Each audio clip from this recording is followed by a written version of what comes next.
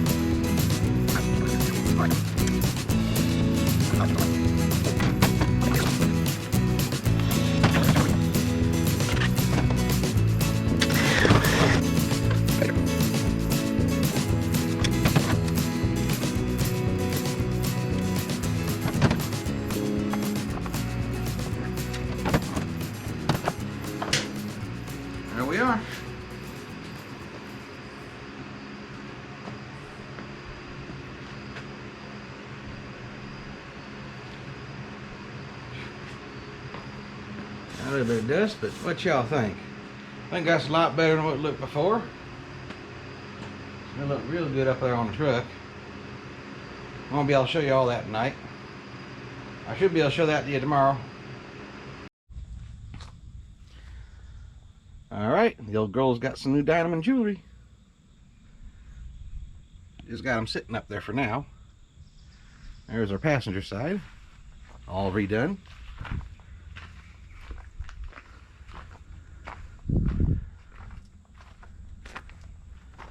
And here's our driver's side. See if I can show you all a side-by-side comparison. What we started with. Alright, well, it's been raining, so today I'm doing a little bit of tinkering out here in the garage. I got me a electroplating kit, and I took the lever for the vacuum high-low switch for the rear end off and cleaned it up really good, and I put a nickel plating solution to put some nickel on it. It was all covered in paint and nasty, rusty and pitted. There wasn't much chrome left. So I'm going to polish this up now. I already polished up the little acorn nut after plating it.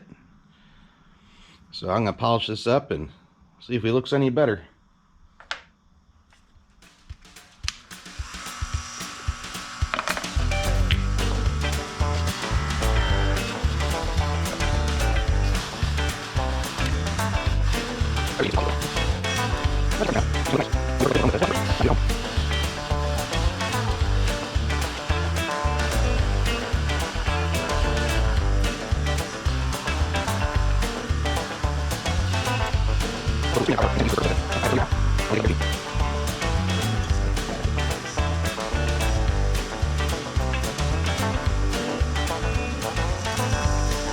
She's starting to polish up.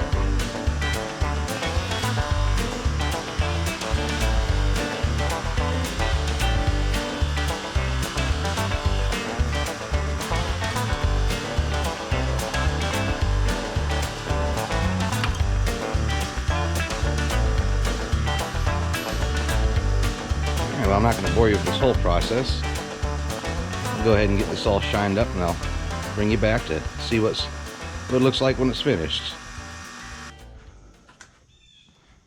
Well, is it perfect?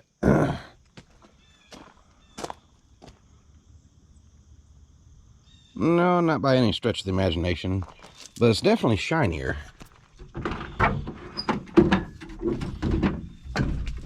Ugh. Eventually I'm going to have to get this plate off. I'm going to rebuild this unit, but for now, I'm just going to go ahead and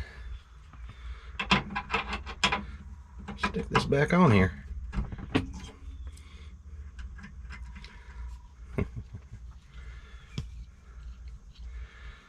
That may go behind it. I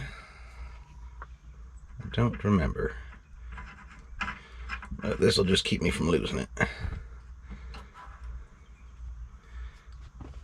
It isn't perfect. Nope. But it definitely looks better than it did.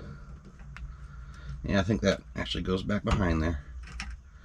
It won't matter. I'm going to take this whole unit out pretty soon so I can replace all those rusty old air lines.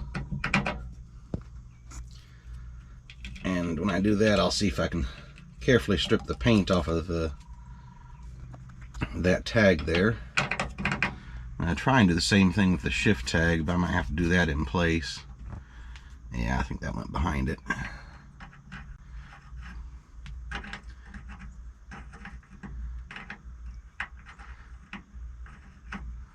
Come on, old screw. Or nut, rather. There we go.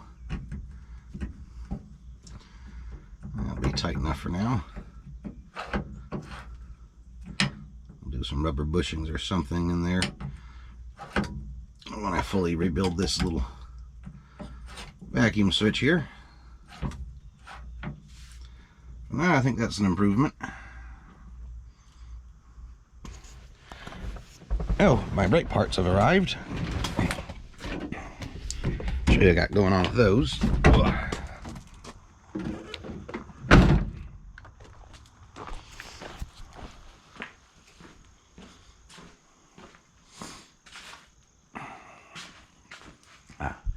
Guess this is first. Spent yesterday making me this little adapter bracket, so I can bolt up a modern brake booster. This is a dual piston 8-inch with a modern master cylinder and place that old hydrovac unit. I didn't want to change the original brake pedal and all the bracketry, so I just made this little adapter. The master cylinder for the hydrovac bolted on with just this 3 little bolt pattern here. This should be plenty sturdy. I just pressed out the original end that went in the clevis here, and I welded the nut on after I pushed that little end out. So if I had to, I could actually grind that nut back off and return it all the way back to original. But this should be adjustable. I don't know if it's the right length yet because I haven't been under the truck with it, but it looks like it's going to be pretty close. Got my big old new master cylinder in here. That's way bigger than the original. So that's going to be a fun project. I'm going to try and put that up under there today and get it bolted in place. The original mount was missing one of the bolts, so I'm going to have to go to the store and see if I can find one. And at least get that mounted up. I'll have to get some couplings and stuff. Got some new brake line if I need it. I've got one stuck bleeder valve. I'm going to try and weld a nut on too, see if I can get it broke loose. I got some replacements. I've got some new tires coming on the way. So I'm going to go ahead and put the pallet forks on the tractor so I can unload the pallet when it gets delivered. I've got the one wheel all cleaned up. The paint's nice and hard and dry now. And that is going to replace my May pop, or already has popped. You can see it blown out really good here. That no good. For airing these up though, I got me an extension hose for my air compressor. Oh, that's not it. I got so much hoses. Nope. There we go. Got me a clip-on chuck adapter that I can hook to my regular air chuck. This will get me at least 6 foot away from the tire while it's being aired up. And of course I'm going to wrap some chain around it. And I'm going to set the forks of my pallet forks there on my tractor down on top of it. Just air it up slowly.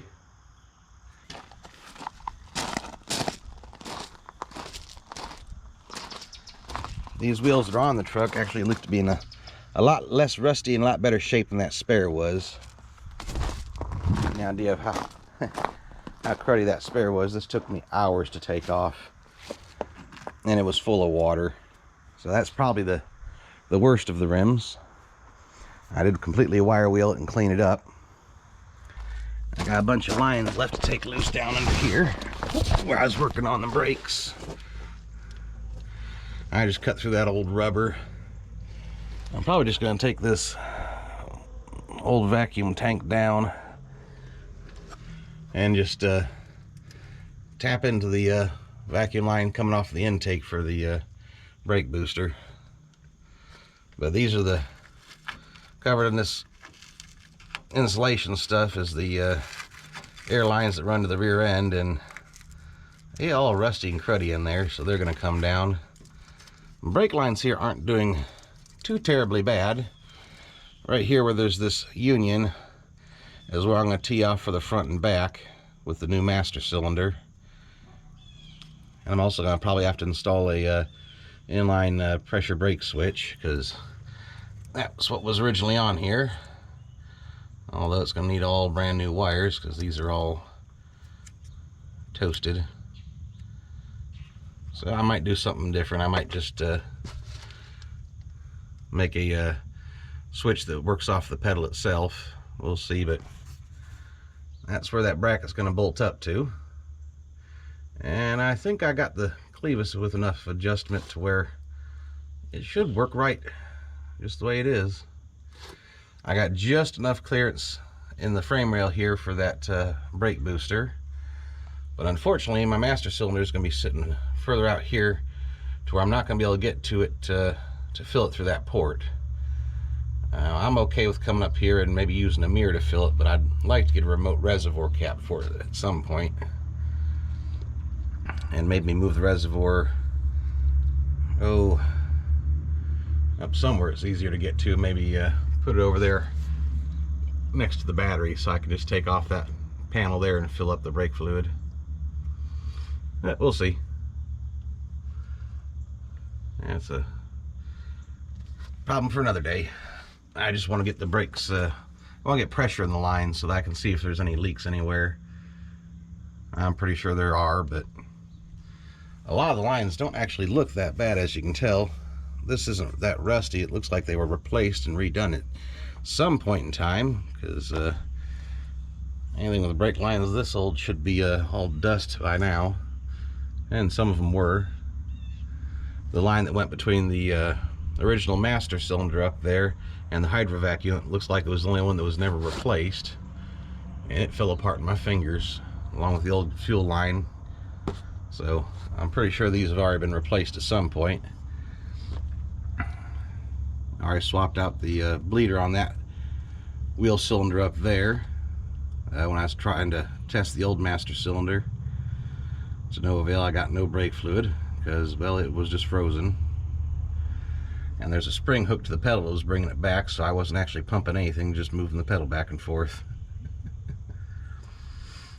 But with some brake pressure, I should be getting brake fluid out of all the bleeders.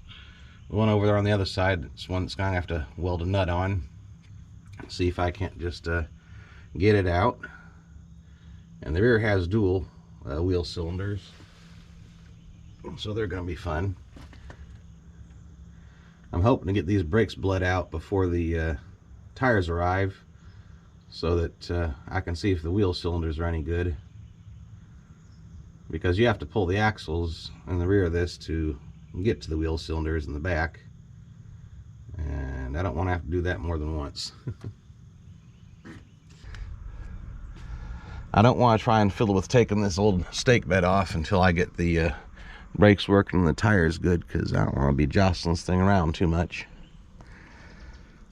And I think it'll make it easier to get to the rear end to do the cleanup and repairs to it with that stake bed off. Oh great, the inside tire on this side's blowed out back there. I don't know if you can see it there, but right along the back it's blowed out. I got may pops, and they may pop at any time. I probably shouldn't have driven it through the yard the way I did, but you know, first got it, had to give it a little bit of a drive.